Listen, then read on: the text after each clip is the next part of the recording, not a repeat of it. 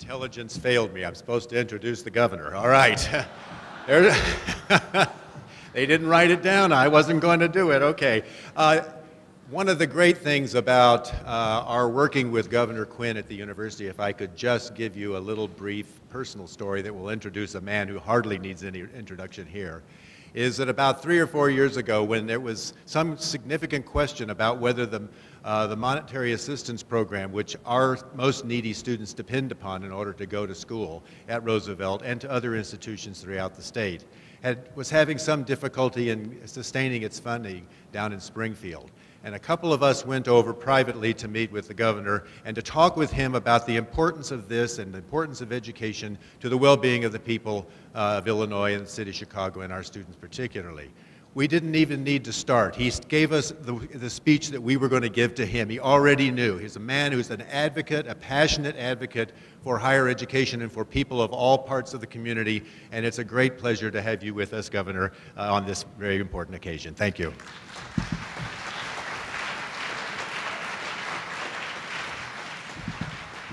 Okay, well, thank you very much. I'm very honored to be here at this great university. It's an institution, I know it began after World War II. I think Eleanor Roosevelt had a role in helping it get started. Harold Washington, a great mayor of Chicago, attended and graduated from this institution after serving in our military in World War II.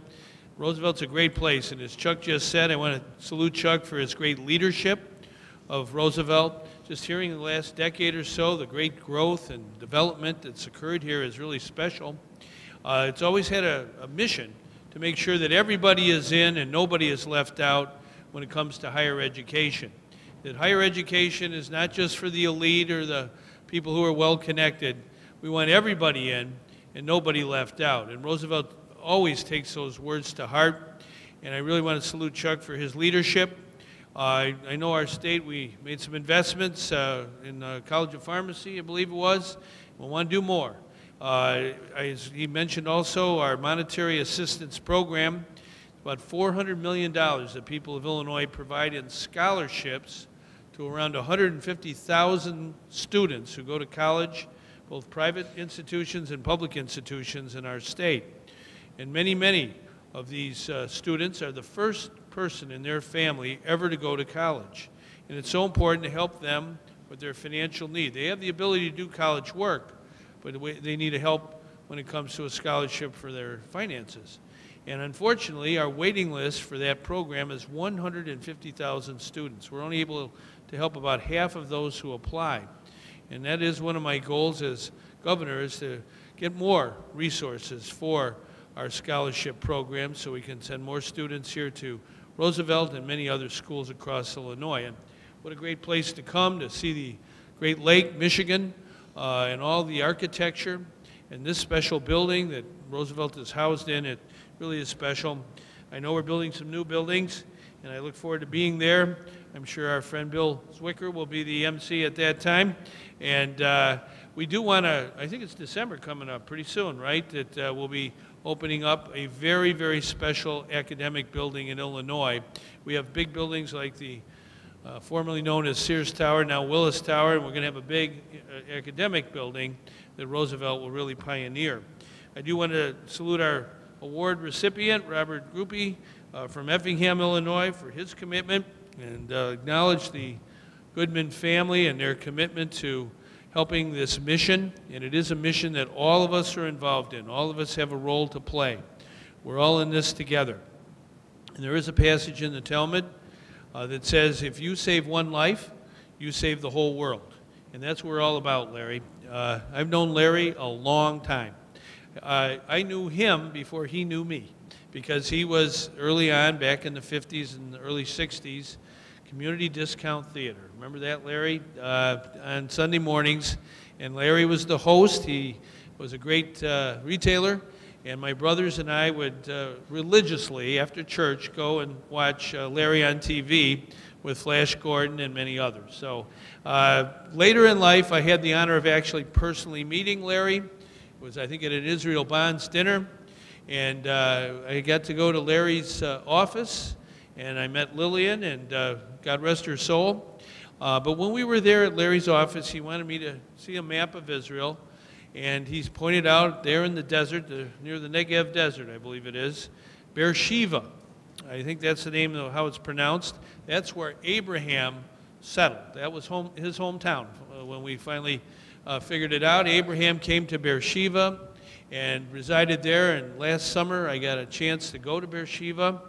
If you want to know Larry Goodman's good work, just go to Beersheba, because everywhere you go, the great university there, Ben Gurion University, has many, many buildings that both Lillian and Larry, through their foundation and their generosity, have built for the people and for the students, just like right here.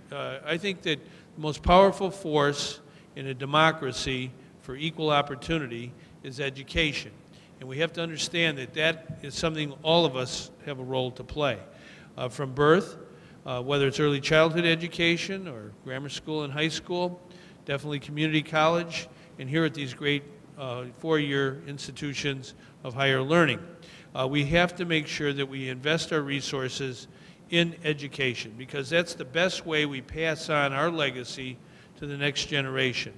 And when I was in Beersheba at Ben Gurion University, I met the mayor there.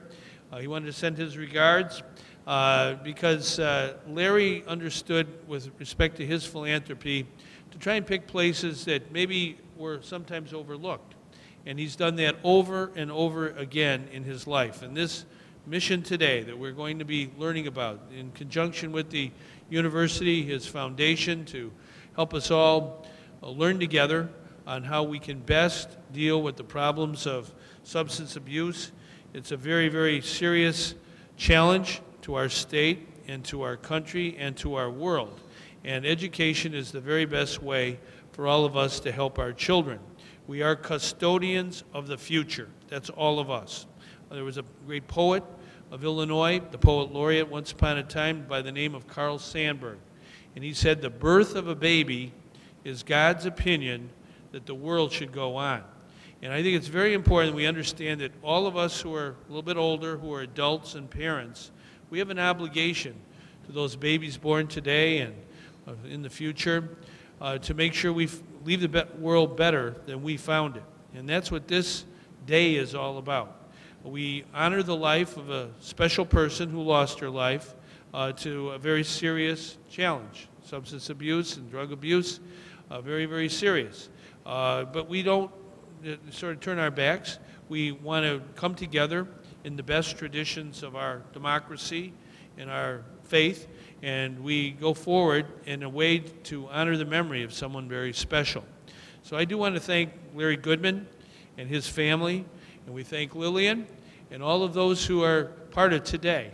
And we know that Severin's life was a special life, and we don't want to forget that. Everyone's life is special. We don't ever, ever want to leave a person behind. And I would say, in closing, all of you who know Larry know that he has a great sense of humor. He never takes himself too seriously, and I think that joy of life, Larry, is something very special in our state. You're one of our greatest citizens, and a couple of years ago, about this time, the president was coming in on Air Force One, and he called me and he said, do you know any people in Illinois that would really benefit from meeting him at the tarmac? So I thought of about 10 seconds. I said, Larry Goodman. And Larry and I were there at the tarmac when Air Force One arrived, and we told the president how we felt about various issues. I know this is a very important one to your heart, and always will be, Larry. And together, today and every day, we're going to go forward, do the right thing for everyday people, make sure we take on the issue that we're going to be learning about today, and prevail in the best traditions of Illinois democracy.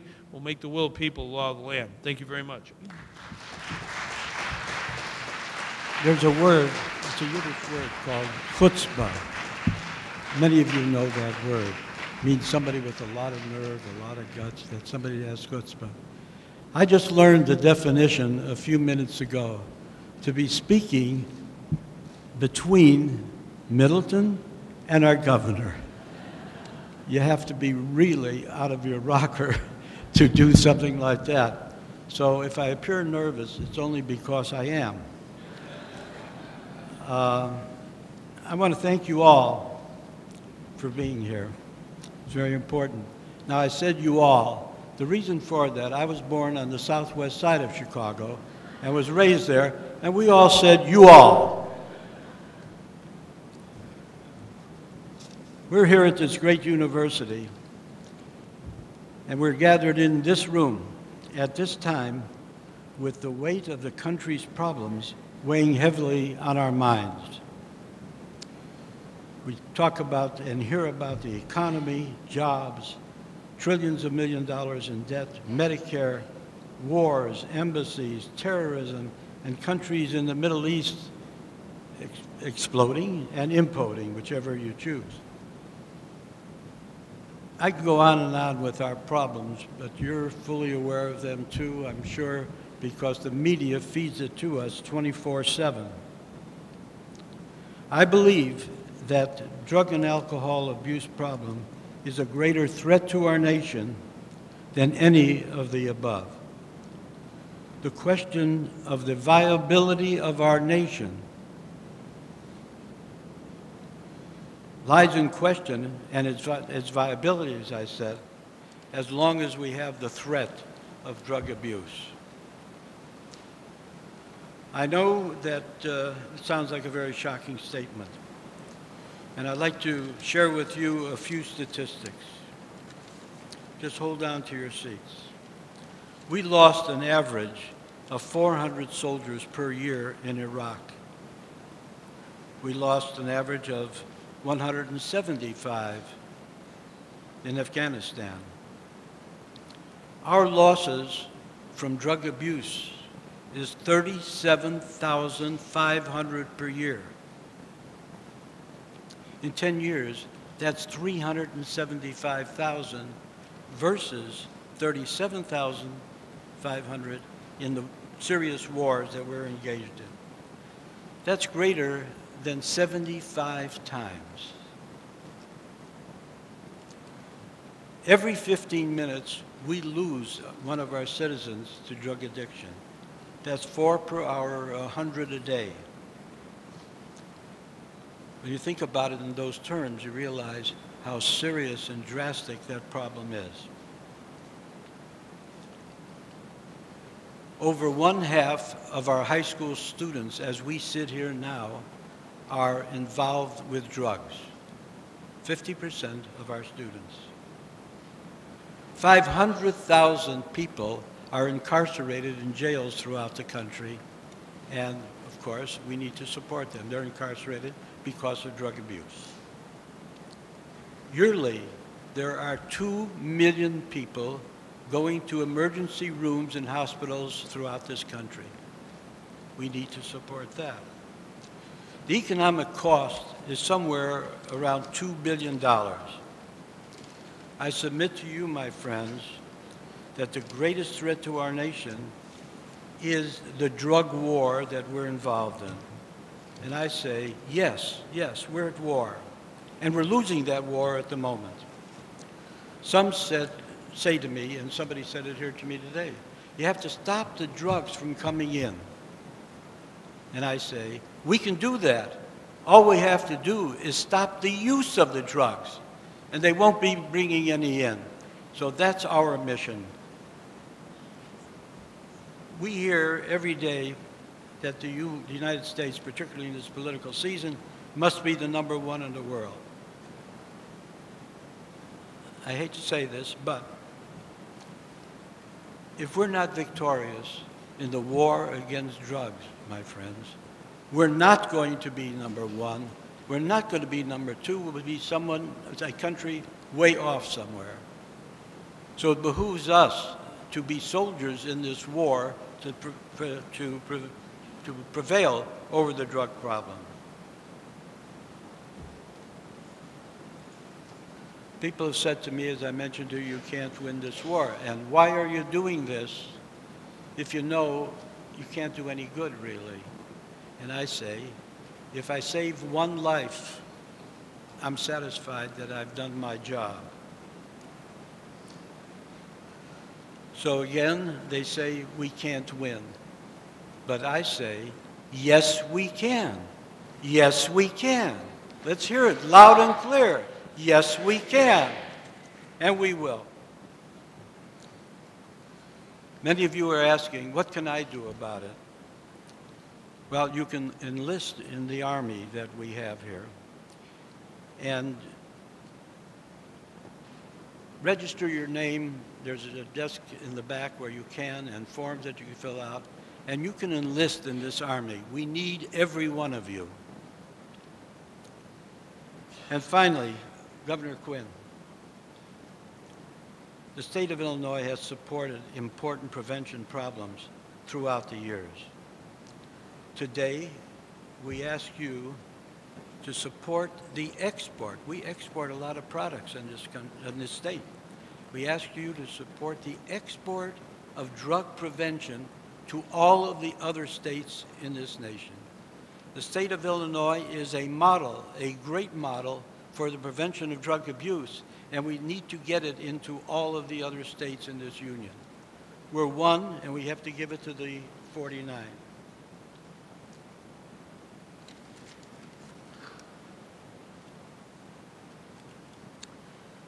Now, I have the privilege of introducing my grandchild and my daughter-in-law, if you'll come up, two beautiful women, Rachel Sturgis and Ellen Goodman, and they're going to announce an award.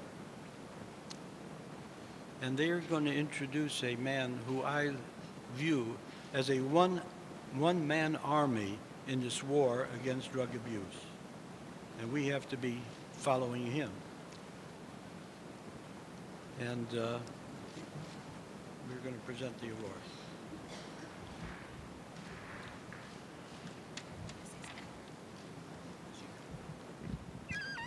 Bear with us. This is Sabrin's mother, and I'm Sabrin's sister, and if we stumble. The Lillian and Larry Goodman Award for Excellence in Drug Prevention is awarded to an individual who has made a significant contribution to substance abuse prevention among teens and young adults. The recipient must be innovative, a forward thinker, and demonstrate outstanding commitments to creating, developing, and delivering substance abuse prevention programs to teens and young adults.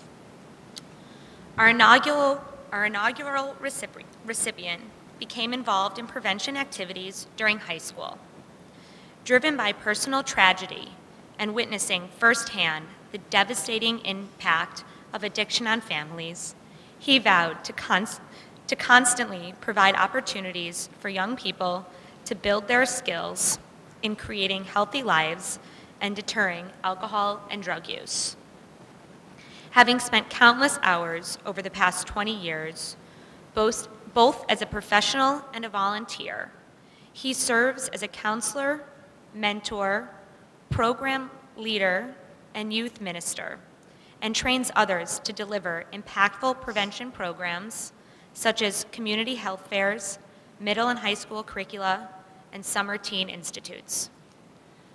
Some comments from peers and students are: he models inspiration, knowledge, wisdom, and a positive attitude. He has made a huge impact on my life, always has a smile on his face, and makes everyone around him want to smile. He is Mr. Prevention in our community. You can depend on him and confide in him. His work has impacted thousands of teens in Effingham County, and across the state of Illinois. Through humble in nature, his actions demonstrate his above and beyond attitude in drug prevention. It is our honor to present this year's Lillian and Larry Goodman Award for Excellence in Drug Prevention to Rob Groupie.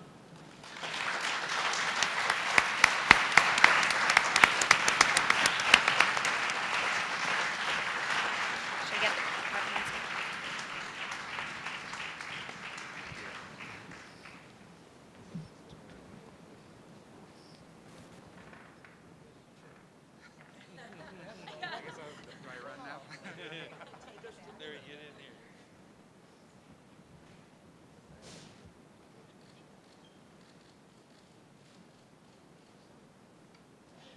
I just want to say it's an honor and a pleasure, and getting to know you has been a great experience.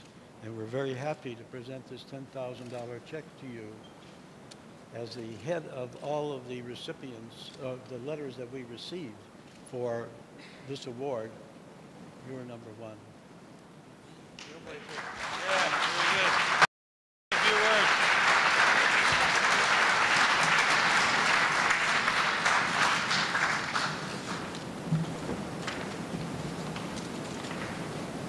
So I guess they said I could say a few words.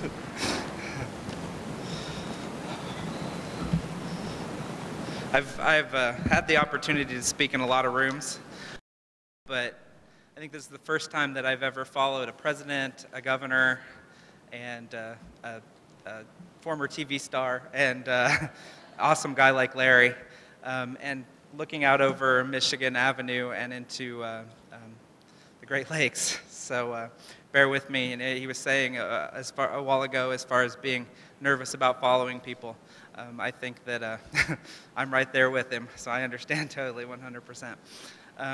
I did prepare a few words. I apologize. They said to be brief, and those that do know me realize that sometimes that's an issue. But there was some things that I wanted to say, mostly because in a lot of ways I encompass what prevention is about in the state, because I am a prevention kid. But first off, I want to say thank you so much for picking me as the first to receive this award.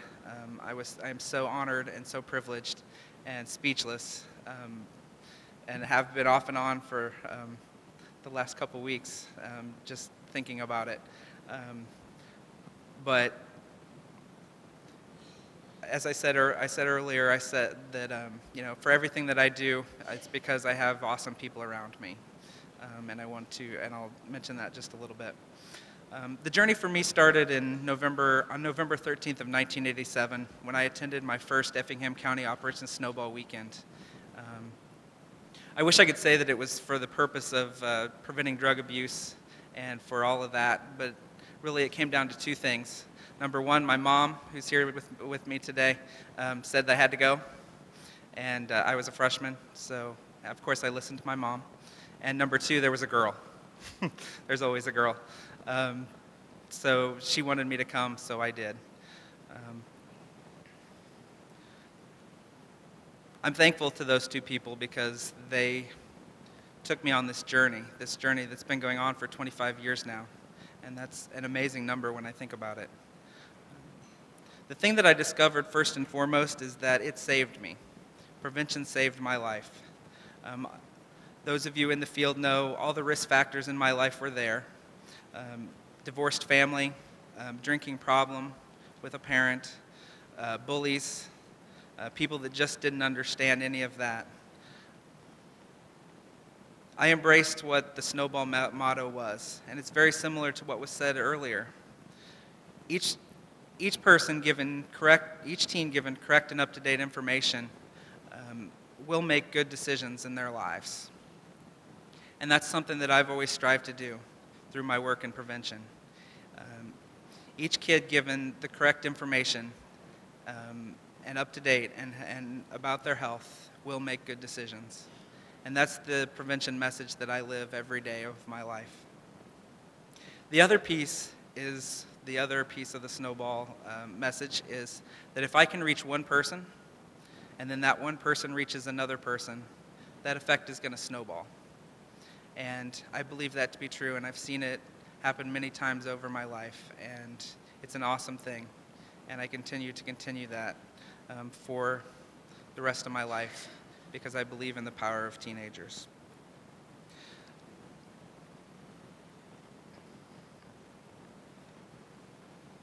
I lost my place, I'm sorry. In 1995, my brother was killed in a drinking and driving crash. He was in Carbondale, and he was killed in a one-vehicle crash. And at that point in time, I'd been doing prevention as a volunteer. I was going to college, and I had started working in the field of psychology. And the prevention coordinator position came open in Effingham County, and I was able to get that position. And for From 1995 to 2011, I was able to professionally live my dream of being a preventionist and do some of those things that they mentioned. I was able to work with hundreds of kids through programs in the schools and where I'm from, in Effingham, Illinois, and then thousands more statewide through ITI, which is now the CGTI, Sabrin Goodman Teen Institute. Worked with many kids, and it's amazing, and so many stories. And I hope to continue to have stories and keep going.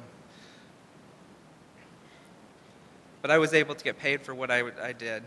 Unfortunately, in 2011, due to some factors with grants and things like that, we discontinued the prevention grant.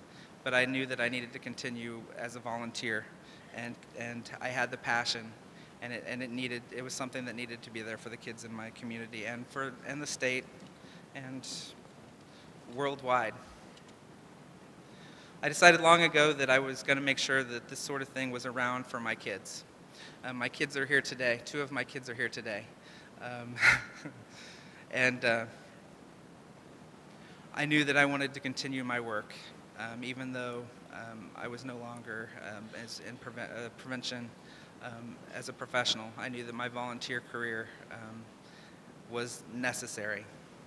This year, my daughter Samantha, who's sitting over here in the pink, she's old enough to participate for the first time in Operation Snowflake. She's a 6th grader. And I want to be able to sit where you guys are and however many years and see her up here saying, the journey for me started in April of 2013 when I attended my first Snowflake. Unfortunately, I think that her pop star career that she wants to embark upon might fight with that a little bit, but I really do believe in the fact that this continues to be here for my kids, and I want prevention to be there for my kids. And then with Christopher, who's the other one up here, he's going to be old enough in a few years. They already have more snowball shirts than most of the kids that are involved in my program currently, so that's a pretty cool thing. And then my youngest, Matthew, who couldn't be here today. I'm going to continue to do this because I believe in the power of youth, and I believe that I can help them to reach their potential and their goals. I've had the opportunity to work with a few amazing people in my life. Some of them are here today. Mary Jo Peavy is out here, and Sarah Potter recently. We've known each other off and on for quite a while. And the folks at IATA, and now the folks at the Goodman Foundation. And most importantly, my wife, Beth, who's here. She actually got me to have a little bit of an interesting moment earlier. She was driving up here and she was having some difficulty and she got lost. So we were trying to find her so we could get her here. And I saw her car across the road up here, Michigan Avenue. So I took off across the road in my suit. I had a little bit of a movie moment with my suit coats flying behind me and running up behind her vehicle and jumping in the car and saying, go. So that's going to be a memorable, one of the many memorable parts about today. I've never been able to do that before, and it was pretty surreal. But I thank her so much because, and my mom as well, because here in the last few months, it's been very difficult because my son, my youngest son, has a brain tumor and he's been having treatment. So my mom has also been a huge part of this because she's helped when Beth can't. And they continue to support my schedule and let me do the meetings and the things that I need to do to work with the kids. And I thank them so much for that.